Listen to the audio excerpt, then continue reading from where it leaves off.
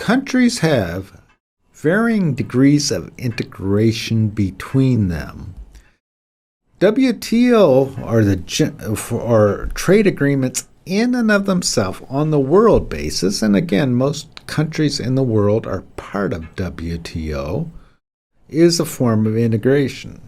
But there are more detailed or more tightly integrated ways for countries to integrate. Here we see a diagram of those ways of integration with the level of integration increasing as we move out of the circle.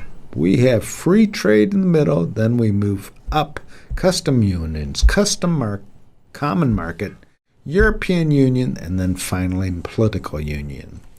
I'm going to give you an example of each one of those. The first is a free trade agreement, and here you come to an agreement to eliminate all barriers to trade of goods and services among the member countries that are involved. And this is the most popular form of integration, and the prime example of that is the U.S.-Canada-Mexico agreement. We have tightly free trade between those three countries. The next step, after we have a free trade agreement, is to go to custom union. And the one thing that you add is you not only have an agreement to eliminate trade barriers within your country, but also have a common focus on external trade for other countries for you to trade within. The Andean Pact is an example of this type of agreement, a custom union.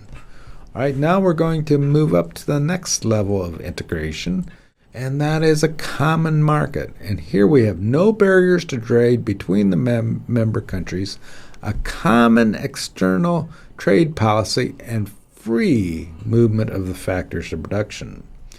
And free movement of factors of production include movement of people and allowing people to move easily across borders. And there are couples of those, and there's hopes of achieving that status amongst certain areas of the world. After a common market, we have an economic union. And the prime example of that is the European Union. And actually the European Union moved from a common market to an economic union. And here we have free flow of products and factors of production, the adoption of a common external trade policy, a common currency. So we've now introduced a common currency, and that's the euro in the case of the EU. And you have to begin to work towards a harmonization of the member countries' tax rates, and you have to sort of have a common monetary and fiscal policy. The fiscal policies can vary between countries, but the monetary policy, because you have one currency, is common. This is very difficult to achieve, and it involves sacrificing a significant amount of national sovereignty. You have to agree to certain things that traditionally would be viewed as sovereign to become a part of a European Union. Finally, as a political union, and the prime example of that is the United States.